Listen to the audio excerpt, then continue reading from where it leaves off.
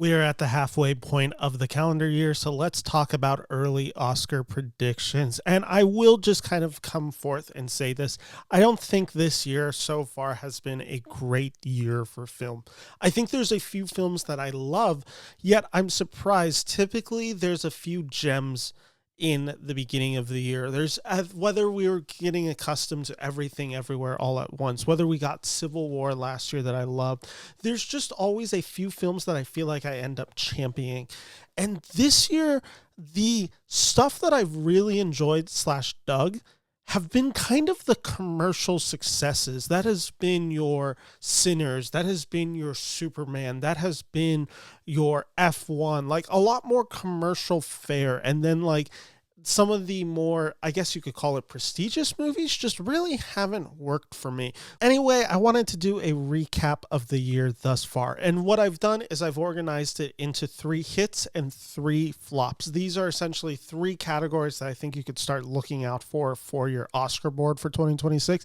And then 3 films that I think had that level of hype and just didn't ultimately deliver. But before we dive into this, and I thought this would be a fun thing to do, I want to talk about the rumor mill. Now, what I've done is I've just talked to a handful of people that I know connected to the business. I'm not going to name names or anything like that, but I do just want to say that I did put some feelers out, tried getting some people to essentially tell me the inside scoop on what they're hearing for a few of these films. So I put out a few feelers, and these are 3 that I feel comfortable kind of talking about because I heard enough from people.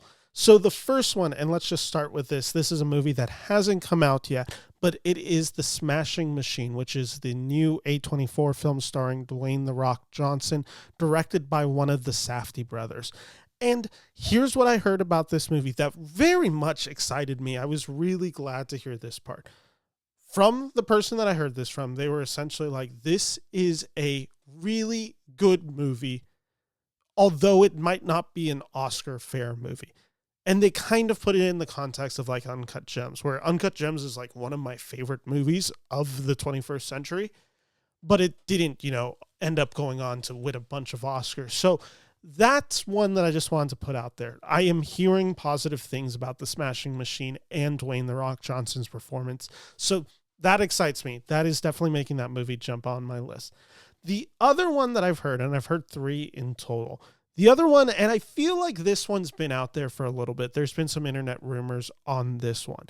One Battle After Another, the new Paul Thomas Anderson movie starring Leonardo DiCaprio, filmed in my hometown of Sacramento. It was filmed literally across the street from where I work. Here's what I heard about this one. And again, I've seen this one kind of like confirmed on a few of the social medias where it's just people kind of buzzing about the movie early. I've heard the people who love this movie will love this movie, and this movie is also going to be extremely divisive. And from the person that I heard this one from, they said the discourse that went around with the film Civil War and the discourse that's probably currently going on with the film editing, those are going to look mild next to One Battle After Another. This is going to be a film that some people are going to praise and hail as a masterpiece, and other people are going to be extremely sick of this movie and what it's standing for and when it comes out and how it represents the now. Again, I think this is pretty common knowledge. Just the fact that I heard it as plainly stated as this movie is going to be divisive. There's no question about that. Just throwing that one out there. The last one that I've heard, and this one I've been hearing for a few months now, and this one excites me very much. And I will just say I heard it from a similar source to last year. I talked about how in like the summer, like July of 2024, I heard somebody basically say like, listen, like Wicked's about to be it. Like, get ready. Ariana Grande is about to hit the scene. Like, this is going to be a big deal. And I was like, really? I heard something from a similar source of that who was then like, hey, like this year, like just start like predicting Adam Sandler and Jay Kelly as a best supporting actor nomination. I've heard this one for a few months. I even think I talked about it before the end of the last Oscar ceremony. And I'm like, hey, like notice that Adam Sandler is at the award show at the Oscars. Like he's putting himself in the middle. He's with Chalamet. Like pay attention to that. Well, I'm still continuing to hear that. So that's the rumor mill. If I hear anything else, I'll jump on and talk about it the next time that I hear it. But let's talk about films that we have all gotten the chance to see. So let's talk about the first big flop of the year. And this one made me a little sad, and I think this is the case of release strategy and maybe a studio botching a film that probably deserved to do a little bit better. The first one, and I'm sure it's on a lot of your guys' list if you follow this stuff closely, it is a film called The Life of Chuck, which was directed by Mike Flanagan and released by Neon, who Neon literally just a few months ago won the Best Picture prize for Nora. They've been up for Parasite, all sorts of films, Anatomy of a Fall. Life of Chuck, Tom Hiddleston, Mike Flanagan, based on a Stephen King short story. This is what I found crazy. So this film premiered at the Toronto International Film Festival in 2024. It went on to win the Audience Award, which there is a high rate of films that get nominated / win this award that then go on to get nominated for an Oscar. I didn't realize how deep that pool was. I'm just going to read you the list. So 2024, Life of Chuck. 2023, American Fiction. Obviously goes on to get nominated for multiple Oscars and wins Best Adapted Screenplay. The Fabelmans. Steven Spielberg's Fabelmans won the year before. Belfast won the year before. Nomadland won the year before. Then you had Jojo Rabbit. Then you had Green Book. Then you had 3 Billboards Outside Ebbing, Missouri in 2017. La La Land was 2016, which, pause real quick. Just wanted to say this before I forget, and it's a good tie-in. Anyone who wants to support me, go to my Instagram and subscribe. It's at Ben Talks Films. Anyone who messages me on there, like I said, hit that subscribe button. I'm giving away a digital copy of La La Land. I just bought the Blu-ray on sale, and it came with a digital copy. I already own this on iTunes, so just message me there. Let me know that you're coming from this channel. So do that and take a moment and subscribe to this channel. But regardless, going forward, so 2016 La La Land, which obviously went on big to the Oscars. 2015 Room. 2014 The Imitation Game. 2013 12 Years a Slave. 2012 Silver Linings Playbook. And then 2011 is the year you have to go back to where a film won the Audience Award and then didn't go on to get nominated for Best Picture. That was Where Do We Go Now, which is a Lebanese film. Skip back to then 2010, you have The King's Speech. 2009, you have Precious. And then 2008, you have Slumdog Millionaire. And then the year before that, I believe it's Eastern Promises, the Cronenberg movie, which didn't get nominated for Best Picture, but did give Viggo an actor. I point this out to just say that, I don't really see a scenario now where The Life of Chuck goes on to win anything at the Oscars or really even goes on to get nominated. I thought this was a shoo-in Best Adapted Screenplay when I started hearing about this last year at the Toronto International Film Festival. And the fact that it just doesn't seem to be, and I'd be kind of shocked if it even gathered one nomination at this point, it's pretty shocking. I mean, this is a film that was a $10 million budget, has made $15 million. And here's the thing that I always preach. If you are an early release film, and by that I mean in the first half of the year, you need to have a contingency of support. You're talking the Everything Everywhere All at Once crowd who just championed that film on. You're even talking about the Sing Sing crowd who kept that movie in conversation, even though that film underperformed. Still enough to have a conversation around that movie.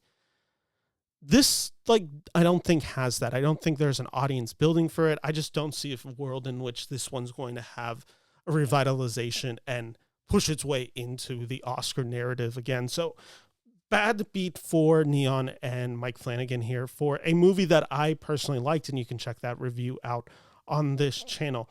But let's now talk about one of the hits. And this is a broad one. And it kind of comes back to this idea that I mentioned of enjoying what I've enjoyed this year, which is visual effects. And the big blockbuster movies. I'm looking at the visual effects category and I'm like, wow, there's actually a lot of contenders right now. Just off the top of my head, going through my list, you have Sinners, which we'll talk about in a bit. You have Mickey 17. You have Jurassic World Rebirth. You have Thunderbolts, you have F1, you have the new Superman movie, which I loved. You have Mission Impossible, The Final Reckoning. Those are just like off the top of my head. And again, your love of these movies can vary. I think for the most part, these are actually like fairly decent blockbusters. Like I don't think any of them outside of maybe Mission Impossible 8 is just a total disaster. I know some people didn't like Jurassic World Rebirth. I generally like that movie. But then like look at visual effects that's going to be coming up. You have Avatar 3. You have Wicked for Good. You have Fantastic Four. I'd assume Frankenstein is going to have a fair amount of visual effects. Like this is going to be a strong category this year.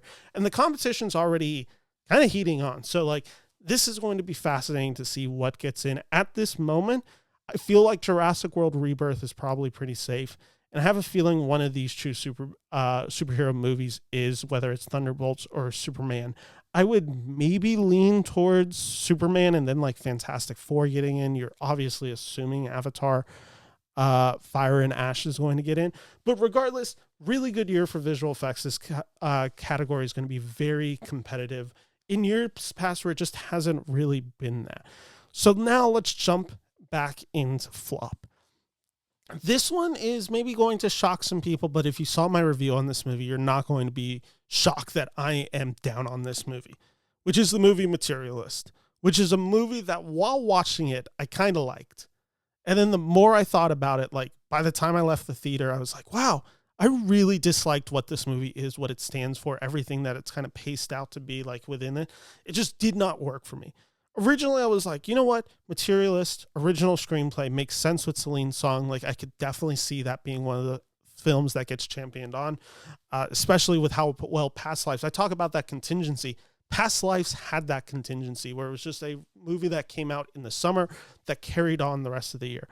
And then I was like, you know what? Pedro Pascal is also going to have a crazy year with Fantastic Four, Eddington, and Materialist all coming out within like a 6-week span. Plus, he had Freaky Tale earlier this year, which was a good movie. And then he also was in The Last of Us, which he just got an Emmy nomination for. Like, I was like, you know, of all the roles, like if they really wanted to honor Pedro Pascal, like they could give him the Oscar nomination here, especially if Best Supporting Actor is anyway weak. And I just don't see a future for that. And I actually liked Pedro Pascal in the movie. I think the movie could have definitely used more of him. But ultimately, like I said, I just walked out of Materialists as like, this was such a downgrade to me from her past film, Past Lives, that I just don't really see this getting over the top. Let's talk about two films, though, that did work for me. And this is now in the category of below the lines. And you're probably noticing I am focusing quite a bit on the below the lines. I don't know how many contenders we've had above the lines. And we'll talk about the one that I think has come. But in below the lines, I was like, I could see both of these films racking up a healthy number of nominations. And they are Warfare and F1. So let's just talk about Warfare, which is Alex Garland and Raymond Mendoza, I believe, is the other director of this movie, who was also like the subject matter in this movie. I'm getting this movie via A24. The 4K is being sent to me tomorrow, so I'm very excited to rewatch this. But Warfare, like one of the most viscerally loud movies I've seen in a while. I was really impressed with this movie. I didn't find it as strong as Civil War, but I did think this movie to be quite effective. Cinematography, editing, and sound, I think, are all in the mix. And specifically sound. Like, I believe Civil War missed out on the sound nomination last year, if I recall. But this is one where I'm just like, F1 just feels so, Warfare feels so undeniable in getting the sound nomination. Like, sound is literally the driving force of this very intense movie. So I think Warfare has the chance to pick up a few nominations. Same with F1. This is another movie where I'm like, okay, I can definitely see a scenario where F1 just picks up a bunch of nominations. And I was looking through it. I'm like, okay, best original score. Hans Zimmer did the score of this movie. Best sound. Again, a very loud, visceral movie in that reaction. Visual effects, I'm like, maybe, like, I don't always feel like they appreciate real stunts. And thus they end up taking stuff out of it for visual effects. But I'm like, I'll throw it in the mix. Editing, I think this film could potentially get. And then cinematography, like, again, and I don't know if some of those are stretches, but I'm like, I wouldn't be shocked to see F1 get 2 to 3 nominations come Oscar morning. Again, this is way too advanced to actually say, but based on what I'm seeing right now, I'm like, F1 kind of feels like a film that would have in a lot of years would get it. So to end on a positive note, let's now jump to the flop. And this is not an indictment on the quality of this movie that I quite enjoyed. And it's more of a conversation of what is it with this director that isn't connecting. And it's the Phoenician Scheme, which is a movie that I quite enjoyed and I thought was like very rewarding Wes Anderson. And I've typically found the past few years of Wes Anderson films to be rewarding.